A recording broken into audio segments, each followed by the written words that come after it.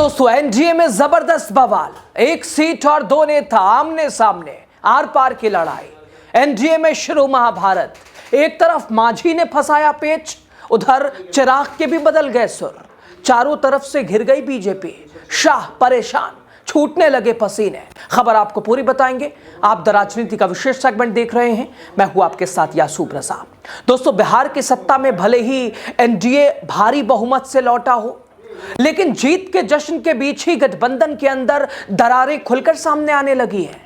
एक तरफ प्रधानमंत्री नरेंद्र मोदी सबका साथ सबका विकास की बात करते हैं, तो दूसरी तरफ देखिए साहब, उनके सहयोगी दल खुद को ठगा हुआ महसूस कर रहे हैं।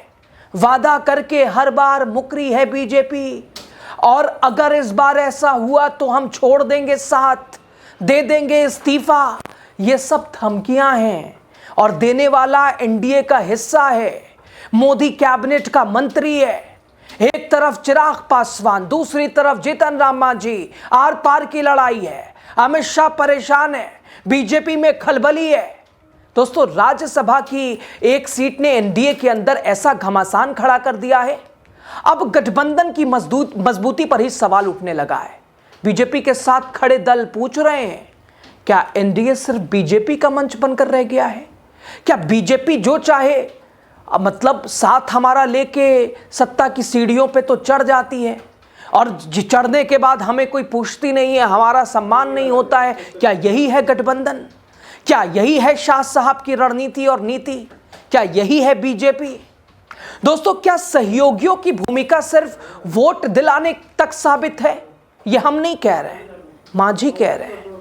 इस सियासी टकराव के केंद्र में है जीतन राम मांझी और उनके सामने चिराग पासवान।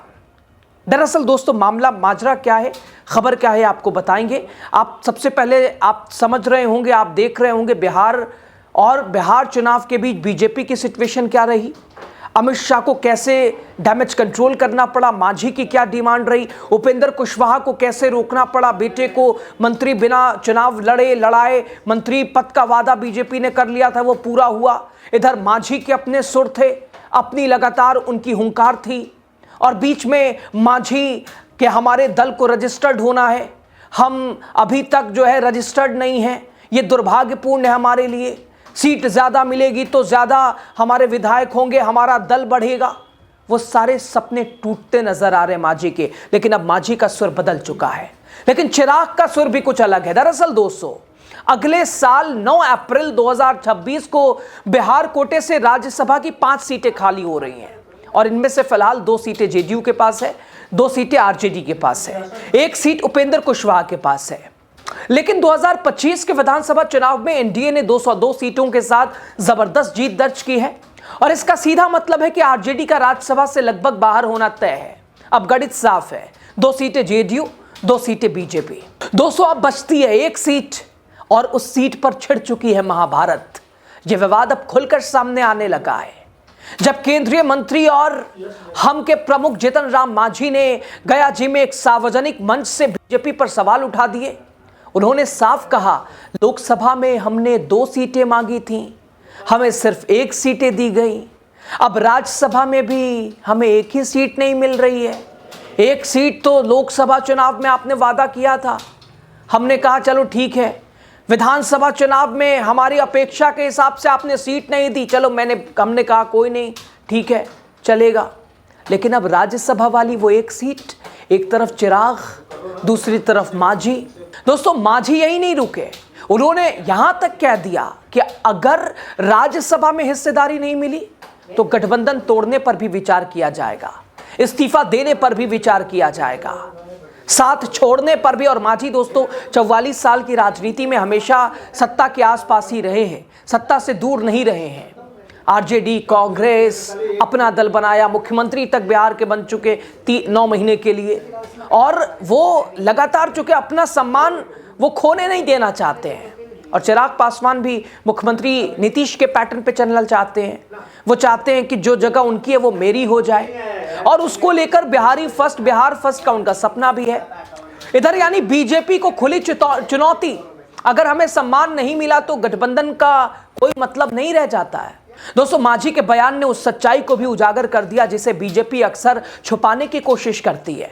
बीजेपी चुनाव के वक्त छोटे दलों के साथ एक तरह से क्या तस्वीरें दिखाती है, कैसे बताती और समझाती है, लेकिन सत्ता मिलते ही फैसले सिर्फ भारतीय जनता पार्टी के हित में होने लगते हैं। और इस पूरी लड़ाई में दोस्तों दूसरा नाम है चिराग पासवान का। अभी फिलहाल चिराग की बात आप ऐसे कीजिए, मतलब बिल्कुल आत्मविश्वास से भरपूर है चिराग। अपने उम्मीद से बड़ा रिजल्ट आया, उम्मीद से बेहतर उन्हें सीटें भी मिली थी।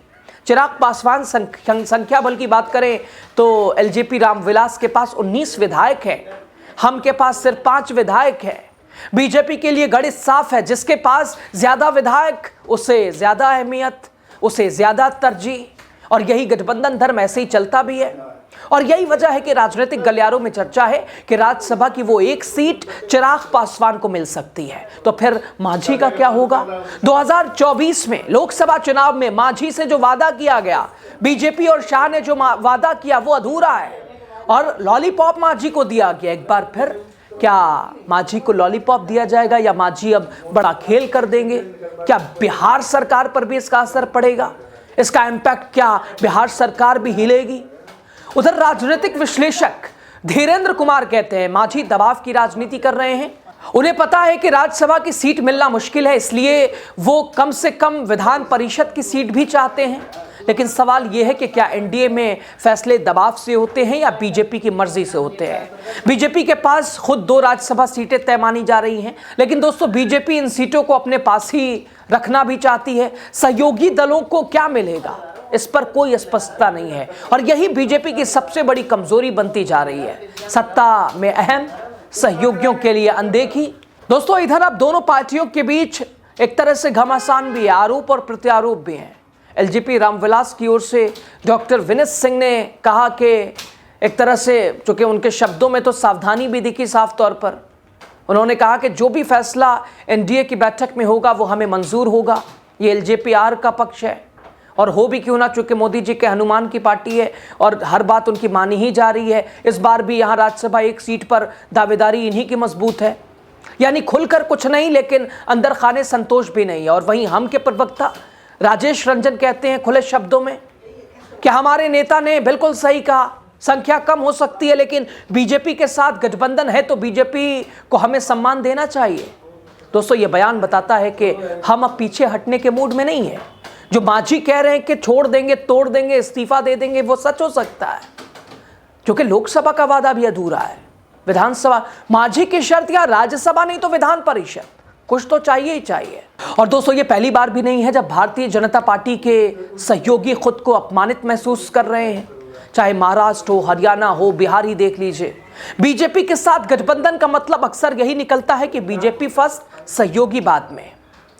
क्या बीजेपी अपने सहयोगियों को सिर्फ सत्ता तक पहुंचने का जरिया मानती है? यूज एंड थ्रो वाला भी कुछ लोग कह देते हैं। और क्या एनडीए अब एक गठबंधन नहीं बल्कि बीजेपी की राजनीतिक दुकान बन चुका है? जीतन राम मांझी की नाराजगी सिर्फ एक सीट की लड़ाई नहीं, ये असंतोष की वो आवाज है जो धीरे धीरे पूरे एनडीए में फैल रही है। आज सवाल राज्यसभा की एक सीट का है, कल सवाल सत्ता की साझेदारी का होगा। जीतन राम मांझी और चिराग पासवान के बीच अब हल क्या निकलता है, समाधान क्या निकलता है, कैसे इन्हें रोकने की बीजेपी, शाह, मोदी कोशिश करते हैं, असर बिहार सरकार पर कैसा पड़ सकता है? खैर, देखना होगा। बीजेपी समय रहते अपने सहयोगियों को अहमियत देती है, अहमियत उनकी समझती है, या फिर एनडीए के अंदर से दरार आगे चलकर एक बड़ी टूट में बदल जाती है। आने वाला वक्त बताएगा। खबर पे आपकी राय।